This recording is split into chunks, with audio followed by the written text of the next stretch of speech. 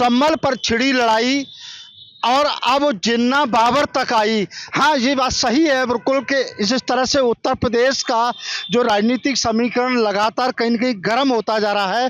तमाम राजनीतिक पार्टी संभल को लेके जहाँ एक ओर सरकार पर हमला बोल रही, तो वहीं कहीं न कहीं सरकार की तरफ से या उत्तर प्रदेश के मुख्यमंत्री योगी आदित्यनाथ की तरफ से निश्चित ही लगातार जो है जो तमाम अपने विपक्षी दल हैं, चाहे समाजवादी पार्टी हो, चाहे कांग्रेस हो, उन सब पे लगातार हमला बोला जा रहा है। तो कहीं न कहीं आज हम इसी पे अलीगढ़ के राजा महेंद्र प्रताप पार्क में कहीं न कहीं सियासी चौक में यहाँ बात करेंगे। तमाम लोग देखिए हमारे साथ जो है यहाँ मौजूद हैं शहर के, और उन्हीं लोगों से, आम जनता से हम जानने की कोशिश करेंगे कि जिस तरह से कहीं न कहीं उत्तर प्रदेश का राजनीतिक माहौल जिस तरह से गरमाया हुआ है संभल की घटना को लेकर के, वो सभी पे हम लोगों की कहीं न कहीं जो है यहाँ पर राय जानने की कोशिश करेंगे। तो देखिए तमाम लोग हमारे साथ हैं। क्या नाम है आपका सर? सर मेरा नाम ज्ञानेंद्र मिश्रा है। ज्ञानेंद्र मिश्रा जी, जिस तरह संभल में जो लड़ाई छिड़ी है, उस लड़ाई के बाद जिन्ना और बाबर तक पहुंच गई ये लड़ाई, क्या कहेंगे इसको?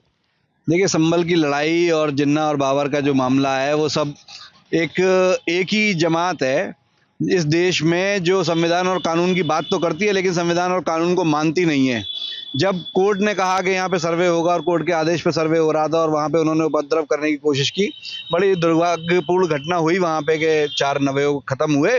लेकिन कुछ लोग हैं जो उनको उकसा रहे थे, कोर्ट के आदेशों को भी नहीं मान रहे थे। वो लोग जो है गाजा में मारे गए लोगों की तो बात करते हैं, वो लोग दुनिया के अन्य जगहों पर जब उनकी जमात के लोग खत्म होते हैं तो उसकी बात तो करते हैं, लेकिन अल्पसंख्यकों के हकों की बात तो करते हैं। लेकिन बांग्लादेश में जब वही अल्पसंख्यक मारे जाते हैं, वहाँ के जमात इस्लामी जैसे संगठन उनको चुन चुन कर मारते हैं, महिलाओं के साथ बलात्कार करते हैं, उस पर चुप रहते हैं, उनके मुंह में दही जम जाता है। इसीलिए माननीय योगी आदित्यनाथ ने कहा है कि कुछ लोग हैं ऐसे जो कि कानून और संविधान को सिर्फ जबान पर रखते हैं लेकिन उनके दिल में कुछ और है। वो ना तो इस देश के संविधान को मानते हैं और ना इस देश के संविधान के अनुसार संविधान सम्मत कार्य करते हैं। देखिए और भी लोग हमारे साथ मौजूद हैं। क्या नाम है वैसे आपका? मेरा नाम ताजुद्दीन है। ताजुद्दीन भाई, जिस तरह से जो है कहीं न कहीं संभल की घटना को लेके अब बात जो है कहीं न कहीं जिन्ना और बाबर तक पहुंच गई, और बांग्लादेश में वहाँ एक तरफ अगर देखा जाए तो तमाम जो वहाँ पे जो लोग हैं जो कह सकते हैं कम मात्रा में रहते हैं, हिंदू समाज में कम मात्रा में रहता है, उसके ऊपर हमला हो रहा है। जी जी, देखिए अनुशासन नाम की चीज़ तो नज़र नहीं आ रही और डिसिप्लिन बहुत बिगड़ा हुआ है। कहाँ, उत्तर प्रदेश या बांग्लादेश में? उत्तर प्रदेश भी है और बांग्लादेश में भी जो भी है। जी, जिस तरह से जो है अब बात जो है जिन्ना बाबर तक पहुंच गई है, क्या कहेंगे इसको लेके? बड़े ही दुर्भाग्यपूर्ण बात है। हम हिंदू और मुसलमान सभी लोग भाईचारे से रहने चाहिए, उस तरीके से नहीं रहने दिया जा रहा। इस बात को मस्जिद पर कि खोदेंगे, ये करेंगे, वो करेंगे, कभी भी किसी सरकार में ऐसा नहीं हुआ जो उत्तर प्रदेश में ये सरकार कर रही है। नहीं तो क्या नहीं मानते जिस तरह से लोगों के द्वारा कहा जा रहा है कि साहब जो है पहले अयोध्या थी, काशी थी, अब इसके बाद जो संभल, बदायूं, तो जो मंदिरों को तोड़ के कहीं न कहीं उन पर मस्जिदें बनाई गई, तो क्या गलत है? भाई गलत है, कितनी मस्जिद और कितनी मंदिरों को तोड़ोगे, क्या करोगे, ये सब दुर्भाग्यपूर्ण है। देखिए और भी लोग हमारे साथ। क्या नाम है भाई साहब आपका? हाजी मोहम्मद इलियास। अच्छा मोहम्मद इलियास साहब, ये बताइए जिस तरह से जो है अब लड़ाई कहीं न कहीं जो है संभल की लड़ाई वहाँ तक पहुँच रही है, जिसमें बाबर भी शामिल हो गए, जिन्ना तो पहले से ही चले आ रहे हैं शामिल होते हुए, और बांग्लादेश में तमाम हिंदुओं के साथ जो है अत्याचार हो रहा है, कत्लेआम हो रहा है, क्या कहेंगे इस पर? तो न तो कांग्रेस बोलती न समाजवादी पार्टी बोलती। देखिए 70 साल 80 साल हो गए हमें साथ रहते रहते, ये सिर्फ राजनीतिक ध्रुवीकरण की कोशिश है, इससे ज़्यादा कुछ नहीं है। समाज में एक बड़ा बंटवारा करना चाहते हैं। 33-35% वोटों पर बीजेपी सत्ता में है, उनको बाकी जो 85% हिंदू हैं उनको, उन हिंदुओं को अपनी तरफ लाना है। इसके लिए ये सब ध्रुवीकरण की राजनीति चल रही है। और रही बाबर की और उसकी बात, ना तो हम बाबर के वंशज हैं और ना हम जिन्ना के वंशज हैं। अगर बाबर के बारे में जानना है तो बाबर की कब्र खोद के उसको निकाला जाए। दूसरी चीज़ ये है कि सत्ता में बैठे हुए लोग, चाहे बाबर रहा हो या आज की सत्ता हो या इससे पहले की सत्ता हो, वो ये भूल जाते हैं कि इतिहास कहीं ना कहीं गवाह रहेगा और इतिहास उन चीज़ों को खोद के निकाल लेता है। सत्ता में बैठे हुए लोग जितने जुल्म करते हैं दुनिया में, वो सब इतिहास सामने रखेगा और फिर उस पे 20 साल बाद 50 साल बाद उसके ऊपर राजनीति शुरू हो जाएगी। आज ना तो बाबर का इस देश से आज ज़रूरत है रोजगार की, आज ज़रूरत है रोटी की, आज ज़रूरत है शिक्षा की। तो बाबर की बात क्यों हो रही है? शिक्षा की बात करो ना। हिंदू समाज में या मुसलमान समाज में आपस में बहुत बड़ा भाईचारा है, आप इसमें लड़वा क्यों रहे हो? अगर सब लोग सुकून से रहना चाहते हैं, पूजा के लिए ज़रूरत नहीं है कि मंदिर हो या मस्जिद हो, सिर्फ आस्था होनी चाहिए। और पूजा यहाँ से नहीं होती, ये यहाँ से चल रहा है, दिमाग से चल रहा है, दिल से नहीं हो रहा है ये काम। देखिए मैं आऊँगा और लोग ही देखिए मेरे साथ हैं, कुछ उनसे सवाल लेते हैं जिस तरह से जो लोग हैं। अच्छा बताइए क्या नाम है आपका? दीपक शर्मा आजाद। दीपक शर्मा, जिस तरह से जो संभल की लड़ाई जिन्ना बाबर तक पहुंची और तमाम जो है कहीं नहीं कह सकते बांग्लादेश में हिंदुओं का कत्लेआम हो रहा है जो अल्पसंख्यक हैं थोड़ी मात्रा में हैं, क्या कहेंगे? क्या ये डीएनए वही है जो कहा जा रहा है? बिल्कुल ये डीएनए वही है। देखिए बाबर प्रेमी और जिन्ना प्रेमी बांग्लादेश के अंदर हमारे हिंदू माँ बहन बेटियों के साथ में किस तरीके से बलात्कार करने का काम कर रहे हैं, किस तरीके से उनको काटने का काम कर रहे हैं, हिंदू युवाओं को मारने का काम कर रहे हैं। ये वही लोग हैं जो गांजा में जब आतंकवादियों को मारा जाता है तो उनके लिए कैंडल मार्च निकालने का काम करते हैं और शोक मनाने का काम करते हैं। लेकिन बांग्लादेश के अंदर दलित हिंदू माँ बहन बेटियों के साथ में अत्याचार होता है, बलात्कार होता है, उनको काटा जाता है तो ये लोग मुंह बंद करके बैठ जाते हैं। ऐसे ही उत्तर प्रदेश के संभल में हो रहा है। ये जिन लोगों का डीएनए टेस्ट जो चेंज हो गया, चाहे वो कांग्रेस के राहुल हो चाहे वो सपाई हो, इन लोगों का डीएनए चेंज हो गया है और ये लोग, इन लोगों का केवल एकमात्र काम है पूरे देश में दंगा करवाना, जो कि बहुत निंदनीय है। हम लोग इसका जो है पुरजोर विरोध करते हैं। संभल के अंदर आप सभी ने देखा किस तरीके से जो है इन बाबर प्रेमियों ने और जिन्ना प्रेमियों ने घटना को अंजाम दिया। बांग्लादेश के अंदर जो आज हो रहा है वो हमारे संभल के अंदर भी हो रहा है। तो ऐसे लोगों पर जो है कार्रवाई होनी चाहिए, चाहे वो सफाई हो, कांग्रेसी हो, एनएसए लगा के इन लोगों को जेल भेजना चाहिए। और जो पुलिसकर्मी भाई घायल हुए संभल के अंदर, उनको 2-2 करोड़ रुपए का मुआवजा देना चाहिए। ऐसे ही बांग्लादेश के अंदर में जो भी परिवार हिंदू माँ बहन बेटियों के साथ में अत्याचार हुआ है उनको भी 2-2 करोड़ रुपए का मुआवजा मिलना चाहिए और पुलिस प्रशासन की सुरक्षा में उनकी देखरेख होनी चाहिए। देखिए और भी लोग मेरे साथ हैं, बात करेंगे। क्या नाम है भाई साहब आपका? चौधरी इब्राहिम हुसैन। इब्राहिम भाई, अयोध्या हो संभल हो, मॉडल तो एक सा ही दिख रहा है सब जगह जो घटनाएं हो रही हैं। देखिए सबसे पहली चीज़ है शांति व्यवस्था बनाए रखना, और कोई भी देश बगैर शांति के वो उसका निर्माण नहीं होता और तरक्की नहीं करता। तो जो विवाद खड़े किए जा रहे हैं, रोज़ रोज़ नए नए विवाद खड़े किए जा रहे हैं, तो ये गलत है। पहले ही आरएसएस प्रमुख साहब मोहन भागवत साहब ने एक बयान दिया था कि हर मस्जिद के नीचे मंदिर न खोजें, और इससे पहले संसद ने भी ये कानून बना दिया 1991 में कि अब इसके आगे कोई भी नेचर चेंज नहीं किया जाएगा। तो इस तरह की बात क्यों समाज में नफरत फैलाने के लिए की जा रही है? क्या इसके अलावा और जो मुद्दे हैं समाज में वो मुद्दे ख़त्म हो गए, या पूरी समाज में जिन मुद्दों की ज़रूरत है, जो इशू होने चाहिए, उन इशू से भटका करके समाज में लोगों में नफरत फैलाना और एक दूसरे के प्रति नफरत फैला करके ज़ाती तौर पर नुकसान पहुंचाना, तो क्या ये समाज कहाँ जा रहा है और इस पर कब रोक लगेगी? और जो बुज़ुर्गों ने और हमारे सबके बुज़ुर्ग आरएसएस प्रमुख मोहन भागवत साहब ने जिस तरह की बात कही, कितनी अच्छी बात कही, उसका पालन कब होगा और कब करेंगे? और कैसे इस बात को आगे क्यों नहीं बढ़ाया जाता कि रोज़ रोज़ जो ये मस्जिद के नीचे मंदिर खोदने की बातें आ रही हैं, तो इससे समाज में कितना बड़ा नुकसान हो रहा है और देश कहाँ पहुंचेगा इस तरह की मानसिकता को लेकर। आएंगे हम आपके पास। क्या नाम है आपका? जितेंद्र बघेल। जी बताइए, जिस तरह से हिंदुओं में भाईचारा है, लेकिन जिन्ना और बाबर का डीएनए तो एक जैसा दिख रहा है। बिल्कुल इन तीनों घटनाओं को देखें तो बिल्कुल सेम है, और यहाँ जिन लोगों में जिन्ना और बाबर का ही डीएनए दिख रहा है। इन लोगों ने सामाजिक एकता को तोड़ने की तैयारी कर ली है, और कुछ लोग तो इनमें ऐसे भी हैं जिनकी विदेशों में संपत्ति है, वो लोग तो यहाँ से छोड़ के चले जाएंगे। जब उपद्रव होगा तो मरने के लिए छोड़ जाएंगे इन लोगों को। तो और समाजवादी भी इस बात पे शांत हो गए हैं, जबकि वो लोहिया जी की बात करते हैं और लोहिया जी के एक भी आदर्श को मानने के लिए तैयार नहीं होते हैं ऐसे लोग, और ऐसे लोगों पे कार्रवाई होनी चाहिए। महाराज जी ने जो बयान दिया है हम उस बात से सहमत हैं, और जिन्ना के बाबर के डीएनए वाले लोगों पे उपद्रवियों पे कार्रवाई होनी चाहिए। तो देखिए और भी लोग मौजूद हैं, इनसे जानना चाहेंगे। जी बताइए, क्या नाम है आपका? गिरीश चंद गुप्ता।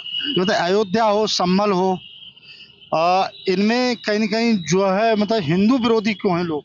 देखो ऐसा है, हिंदू और मुसलमान की कहीं लड़ाई नहीं है, लड़ाई है नेतागिरी की और वोट की। यहाँ वोट दिखता है, वहाँ हिंदू भी जाता है और मुसलमान भी जाता है, कम कोई नहीं है, कम नेता कोई नहीं है। और जब 163 धारा लगी हुई है संभल में, तो ये नेता क्यों उधम कर रहे हैं कि हमें जाना है, हमें जाना है? अरे आप दूसरों को यहाँ तो गए नहीं, वहाँ मिश्रा खत्म हुआ, वहाँ गए नहीं, यहाँ क्यों आ रहे हो? क्योंकि वोट दिख रहा है। जब तक वोट की राजनीति खत्म नहीं होगी, जब तक कोई शांति पैदा नहीं होगी। वोट की राजनीति सब करते हैं, कोई भी पार्टी हो, और अपने सिद्धांतों, बुजुर्ग बड़े नेता थे उनके सिद्धांतों को नहीं मानते। देखिए और भी लोग, क्या नाम है वैसे आपका? चमन खां। चमन खां साहब, ये बताइए जिस तरह से संभल की घटना के बाद और अब बाबर और जिन्ना तक बात पहुंची है, बांग्लादेश में हिंदुओं के साथ तमाम इस तरह की घटना हो रही है, उस पर कोई क्यों नहीं बोलता? न राहुल गांधी बोलते, ना ही अखिलेश यादव बोलते। उस पर इसलिए नहीं बोलते हैं कि चाहे वो अखिलेश जी हों, चाहे राहुल गांधी हों, चाहे योगी जी हों, चाहे मोदी जी हों, इनसे सबको बिठाल करके वो इसलिए नहीं कह पाते हैं कि भाई इनके लिए कुछ मिलेगा नहीं, इसके अलावा कोई इशू नहीं है। अब आ जाती है मंदिर और मस्जिद की बात, तो कितने मुसलमान पहुंचे हैं मंदिर रोकने के लिए कि मंदिर मत बनाओ अयोध्या में? एक भी मुसलमान नहीं गया। अरे तुम रोज बनाओ मंदिर, हो तुम्हारी जेब में पैसा, लेकिन हमें रोजगार तो दे दो भाई, हमारी आने वाली नस्ल को, और हमको रोजगार दे दो। तुम सर पर रख के घूमो मंदिर और मस्जिद, हम कोई मना कर रहे हैं तुमसे? है सर पर रख के घूमा, हमें रोजगार दे दो, शिक्षक दे दो, सर पर रख के घूमा रोज मंदिर और मस्जिदों को, हमें कोई मतलब नहीं है ऐसे। और रही जिन्ना की या बाबर की, मान्यवर इस जिन्ना को, बाबर को किसी ने देखा फेस टू फेस? फोटो ही तो देखे भाई, किसी ने देखा? जैसे भगवान को किसी ने नहीं देखा, ऐसे इनको भी किसी ने नहीं देखा। तो क्यों इनकी परछाई पे रो रहे हो? क्या मतलब है इनसे भाई? क्यों रो रहे हो इनकी परछाई पे? क्यों मरे हुए को याद कर रहे हो? जब मरे हुए को याद करते रहोगे तो तुम्हारी नस्ल भी बेकार हो जाएगी। मरे हुए को याद मत करो, जिंदे को देखो कि जिंदा सही रहे। हमें क्या मतलब जिन्ना से और बाबर से? हमें तो योगी जी सही कह रहे हैं ना इस समय। बात ये नहीं है, अभी मेरी बात खत्म ही नहीं हुई। आपने कैसे डिसीजन ले लिया कि योगी जी सही कह रहे? हमने कब कह दिया कि योगी जी गलत कह रहे? हमें तो बहुत बढ़िया लगते हैं योगी जी, उनका डंडा चलता है, उनका डंडा चलता है, हमें तो बहुत बढ़िया लगते हैं योगी जी। हम तो सुरक्षित खड़े हैं, हमें तो बहुत बढ़िया लगते हैं योगी जी। हम ना तो हमें पहले कोई मार रहा था, ना आज कोई मार रहा हमको। अभी उत्तर प्रदेश में 27 में इलेक्शन होंगे, जब जनता जवाब देगी। आप कैसी बातें करते हैं? बांग्लादेश में आप नहीं बोलेंगे? विपक्ष के एक नेता का आप मुझे ट्वीट दिखा दीजिए जिसने बांग्लादेश में हो रहे जेनोसाइड के लिए आवाज उठाई हो। लेकिन फिलिस्तीन में उठा के देखिए, अखिलेश यादव अलग, सोनिया गांधी अलग, प्रियंका गांधी अलग, राहुल गांधी अलग, 9 ट्वीट पड़े हुए हैं वहां। क्यों? क्योंकि वहां मुसलमान है। मुसलमानों के बैंक वोट की राजनीति आपको करनी है, तो आप पब्लिक को बेवकूफ नहीं बना सकते हो। और भी लोग हमारे साथ हैं। जी क्या नाम है भाई साहब आपका? मृत्युंजय शर्मा। मृत्युंजय जी, जिस तरह से जो है संभल के बाद जो है लगातार जिन्ना बाबर और उसके बाद जो बांग्लादेश में हिंदुओं के साथ हो रहा है, और ये बताइए हिंदुओं में तो आपस में काफी प्रेम है, लेकिन जिन्ना और बाबर का जो डीएनए, वो कहेंगे एनडीए का डीएनए लगता है। असल में दोनों सवाल, दोनों परिस्थितियां देखिए अलग हैं। बांग्लादेश जिसकी उत्पत्ति पाकिस्तान के अत्याचारों से हुई, हिंदुस्तान ने मदद की, और बांग्लादेश जैसा कमज़ोर देश जो कि आज भी हमारे सहयोग से, हमारी अपनी मदद से चला है, उसकी हिम्मत देखिए कि वहाँ इतना अत्याचार हुआ। और मैं अब केंद्र सरकार, राज्य सरकार या जो भी लोग बोल रहे हैं उनसे सवाल करना चाहता हूँ कि अगर वहाँ हिंदुओं पर अत्याचार हो रहा है, प्रामाणिक रूप से हो रहा है, मैं सहमत हूँ, और मुझे इस बात पर घोर आपत्ति है एक शहरी की तरह कि वहाँ नरसंहार हुआ, इतना विरोध हुआ, मंदिर तोड़े गए, तो हमारी सरकारों को भी उसी लेवल पे आके अपनी ताकत का प्रदर्शन करते हुए रोक लगानी चाहिए। कोई सख्त निर्णय यूएनओ में जाके, या मैं तो कह रहा हूँ अपना कोई आप स्टेटमेंट भी ऐसा देते, तो वो सरकार के स्तर से भी कहीं ना कहीं मुझे ढील दिखाई दी है। बांग्लादेश में बिल्कुल आपत्तिजनक हुआ है, उस पर मुझे भी आपत्ति है और बिल्कुल बोलना चाहिए। अब बात आती है संभल की, अयोध्या की या अन्य स्थानों की, तो देखिए राजनीतिक नज़रिए से अगर आप देखेंगे तो ना इन्हें आप कंट्रोल कर पाएंगे जो उपद्रवी हैं, और ना अपनी बात कह पाएंगे। आज आप सत्ता में हैं और अगर ये गलत हैं तो आप इनकी नाक क्यों नहीं नकेल क्यों नहीं डाल पा रहे हो जो उपद्रवी लोग हैं? ये जिम्मेदारी सरकार की है। सरकार केवल बयान दे के अपना बचाव न करे, सरकार इनसे एक्शन ले। अगर गलत है तो गलत, सही है तो सही। तो देखिए और भी लोग, क्या नाम है वैसे आपका? मेरा नाम लोकेश नागर। ये बताइए, संभल, अयोध्या और जो है जो बाकी जगह पर तमाम हिंदुओं में आपस में प्यार है, लेकिन उद्देश्य क्या है? देखिए, ये संभल की जो घटना है, ये संभल को जो बांग्लादेश जो बनाना चाहते हैं, ये हमारे महाराज जी ने जो उत्तर प्रदेश का जो उत्तम प्रदेश जो बनाया है, इसे बिगाड़ने की जो कोशिश जो कर रहे हैं, जिनके अंदर जिन्ना और बाबर की जो आत्माएं जो आ गई हैं, उपद्रव जो कर रहे हैं, हमारे बहन बेटियों को काटना ये बांग्लादेश में हो रहा है। क्या यहाँ पे भी ये यही बनाना चाहते हैं? ऐसे लोगों पर कड़ी से कड़ी कार्रवाई होनी चाहिए और हमारे योगी जी कार्रवाई करेंगे और हम सहमत हैं। तो देखिए और भी लोग हैं, कहीं हम उनसे बात। क्या नाम है आपका? मेरा नाम मोहन चौहान है। मैं कार्यकर्ता हूँ, बस गांव को किसान लोग से परिवार से रखता हूँ। मैं बाबर औरंगजेब की तो ये डीएनए तो है ही नहीं, उनकी मानसिकता सोच है। जो हिंदूवादी जातिगत राजनीति करते हैं वो हिंदूवादी नेतागिरी नहीं कर रहे। यहाँ का मुसलमान भी मुसलमान नहीं है, अभी खिच्चर मुसलमान है, प्योर मुसलमान नहीं है। ये मुसलमान अपने को वापस कर दे बैक हिंदू में, तो ये बांग्लादेश, अफगानिस्तान, पाकिस्तान नहीं बटेगा। और हम जिम्मेदारी लेते हैं सरकार से। मोदी से मेरी विजिट कराइए, 24 घंटे में छत्री समाज पूरी जिम्मेदारी लेगी, इसको तहस नहस कर देगी। जितना भी उपद्रव हो रहा है, जितना भी अत्याचार हो रहा है हर जगह के लिए, इतिहास 50 साल पहले का उछाल लीजिए, 1947 का मोहम्मद गौरी के युद्ध का, सदा लड़ाई छत्रियों लड़ी है, ब्राह्मणों ने साथ दिया है। और डीएनए किसी का भी नहीं है, अभी सोच है, मानसिकता है खाली मुसलमानों में। मुसलमान कन्वर्ट मुसलमान हुआ है, ये बैक भी मार देना अपने पूर्वजों के लिए, अपने परिवार में वापस भी कर लेना। ये क्यों अत्याचार होगा, क्यों बांग्लादेश में होगा? हम कह सकते हैं कि जिस तरह से देखिए सभी लोगों की देखिए सियासी चौक में अपनी अपनी राय थी, अपनी अपनी सोच थी। लोगों का कहना, कुछ लोगों का कहना था कि जी 2 देशों की नीति है। चूंकि शेख हसीना को लेकर भी यहाँ लोगों ने बात की, लेकिन कह सकते हैं कि डीएनए पे भी यहाँ लोगों ने बात की। लेकिन तमाम लोगों की अपनी अपनी सोच और राय थी। और कहीं न कहीं अलीगढ़ के से यहाँ पे जो है सियासी चौक में हमने लोगों के मन की बात को जो है जानने की कोशिश की और जो है जो लोगों ने अपनी अपनी राय रखी। मुख्यमंत्री योगी आदित्यनाथ ने एक बड़ा बयान दिया, डीएनए को लेकर के बातचीत हुई, फिर अखिलेश ने भी इस पर अपनी टिप्पणी की। ऐसे में संभल और तमाम अलग अलग जगहों पर अलग अलग मामले भी सामने आ रहे हैं। तमाम लोग हमारे साथ मौजूद हैं, लोगों से बात करेंगे, जानेंगे कि आखिर क्या है पूरा ये मामला। संभल पर जो जंग छिड़ी हुई है, जिन्ना बाबर तक आ गई है। अयोध्या हो या संभल, हर जगह एक जैसा जिन्ना मॉडल क्या दिख रहा है। हिंदुओं के बीच कोई मतभेद नहीं है, जिन्ना बाबर प्रेमियों का डीएनए एक है। ये तमाम सवाल भी ऐसे में सबसे ज़्यादा लोगों के बीच में है। क्या कुछ कहना चाहेंगे? कल मुख्यमंत्री योगी आदित्यनाथ ने यहाँ तक कहा कि जो बाबर ने पहले किया था वही बांग्लादेश में हुआ, और बांग्लादेश और जो संभल में हो रहा है, जो लोग कर रहे हैं उनका डीएनए एक। बिल्कुल बिल्कुल, जो हमारे माननीय मुख्यमंत्री योगी आदित्यनाथ जी ने कहा है वो बिल्कुल सही कहा है। जो बाबर औरंगजेब ने इस देश के साथ किया, वही कांग्रेस पार्टी और सपा के नेता लोग वही संभल में किए हैं, वही बहराइच में किए हैं। वो देश को बांटने की वाली राजनीति कर रहे हैं और देश पे फूट डालो वाली राजनीति कर रहे हैं। अब ये चलने वाला नहीं है। और जो महाराज जी श्री योगी आदित्यनाथ जी ने कहा है कि अब जनता को सचेत किया है, जनता सचेत हो गई है, जनता सचेत हो रही है। जनता बिल्कुल भारतीय जनता पार्टी के साथ जुड़ेगी और इन लोगों के बहकावे में अगर हुआ तो आप फिर देख लीजिएगा, वो जैसे वो कटते थे, जैसे बांग्लादेश में कटे हुए हैं, कटे हिंदू, और जैसे कश्मीर में काटे गए, ऐसे ही ये लोग कटवाते रहेंगे और रोड की राजनीति करते रहेंगे। इसलिए जो महंत महाराज श्री मुख्यमंत्री योगी आदित्यनाथ ने कहा वो सही कहा, कोई गलत नहीं कहा है। जिन्ना और बाबर प्रेमियों का डीएनए एक है। संभल में जो हो रहा है वो पहले अयोध्या में भी हुआ, बाबर ने किया।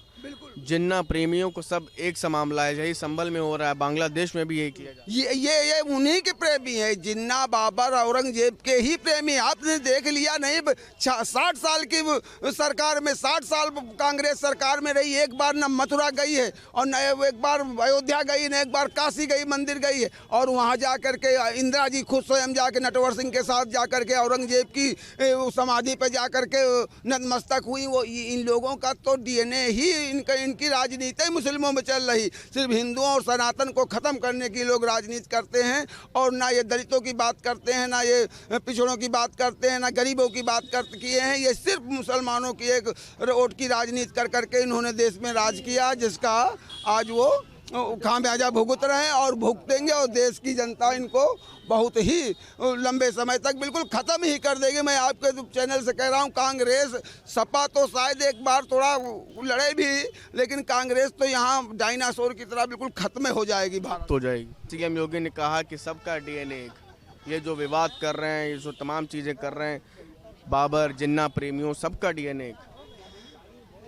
आदरणीय मुख्यमंत्री जी योगी आदित्यनाथ जी जो कह रहे हैं, या भारतीय जनता पार्टी के लोग जो ये कह रहे हैं कि डीएनए बाबर का डीएनए और किसका डीएनए औरंगजेब का डीएनए, मैं कहना चाहूँगा कि ये जो बांग्लादेश के बारे में बोल रहे हैं, देश के प्रधानमंत्री आदरणीय नरेंद्र दास मोदी जी क्यों नहीं बोलते हैं, रक्षा मंत्री क्यों नहीं बोलते हैं? यहाँ की 65% जनता जो है युवा है, ये जमाने किस काम की है? न्यूज नेशन अब व्हाट्सएप पर खबरों की ताजा अपडेट के लिए न्यूज नेशन के इस QR कोड को स्कैन करें।